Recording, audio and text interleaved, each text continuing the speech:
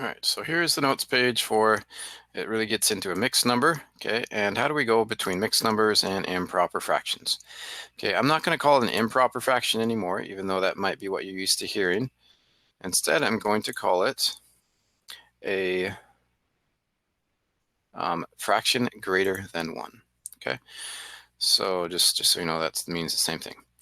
All right, remember from last week that we talked about what a fraction is. The bottom number of a fraction represents how many parts you need to make a whole. Okay, the top number represents how many parts you have. Okay, it also can mean how many parts you don't have, okay, or how many parts you're considering. Okay, it just depends on what you want to focus on. For instance, if you have a pizza that has 8 pieces of pie, sorry, 8 pieces of pizza, let's say you ate 3 of those pieces. All right, you could say that you ate 3/8 of the pizza, or you could say that there are 5/8 left.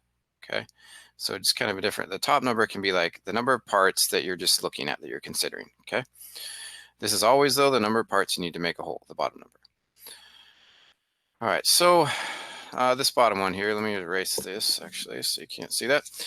All right, first thing, what are 2 ways that I could model with fractions the following situations? I ate 14 pieces of pizza. Holy bananas, I'm hungry.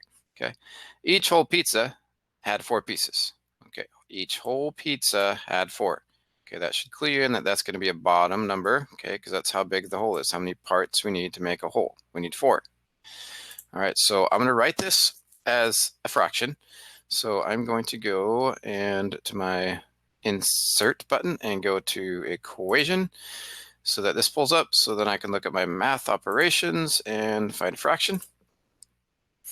And I'm going to go on the top, it's going to be how many pieces of pizza I actually ate, and on the bottom is going to be how many I need to make a whole pizza. All right, so that's pretty small, so I'm going to make that bigger. Let's go to 18 font. I'm going to make it blue so you can see it a little better. There we go. All right, so there's one way I could write that down. All right, I could also write it down, this the fraction greater than 1, I could also write it down as a mixed number, okay? In other words, how many pizzas did I eat total? Like how many whole pizzas? Well, if I take 14 minus 4, I get 10. Minus 4 again, I get 6. Minus 4 again. Here, I'll just write it out here. So if I go 14 minus 4, I get 6. If I go 6 minus 4, I get, whoa, what am I doing here? 14 minus 4, I get 10. Okay, 10 minus 4, I get 6. And 6 minus 4, I have two pieces left over that I can't make into a whole pizza. So I have one whole pizza here, and one whole one here with 2 pieces left over. So in other words, I could say I have 3, let's draw an arrow here. I have 3 and, need another fraction here, 3 and 2/4 of a pizza is how much I ate. Okay, so I could either say I ate 14/4, or I could say I ate 3 and 2/4. All right, means the same thing. This is a mixed number, this is an improper fraction. All right, did I remember to reduce my fractions? No.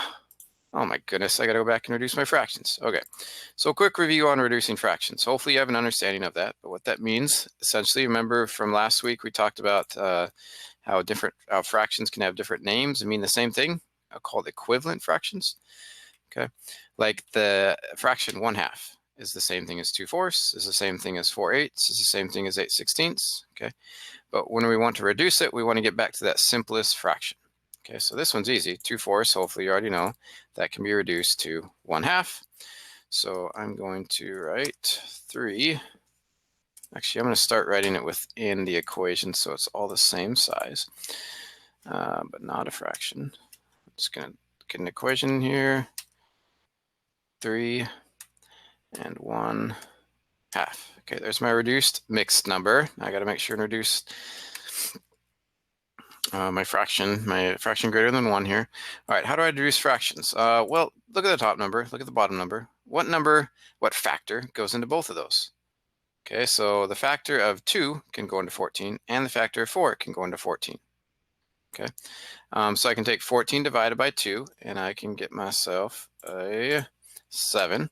And 4 divided by 2, it gives me 2. Okay, so I reduce that fraction. Remember, to reduce fractions, you find the factor that can go into both of them, the greatest factor that can go into both of them, and you divide the top by that and the bottom by that, okay, to get your reduced simplified fraction.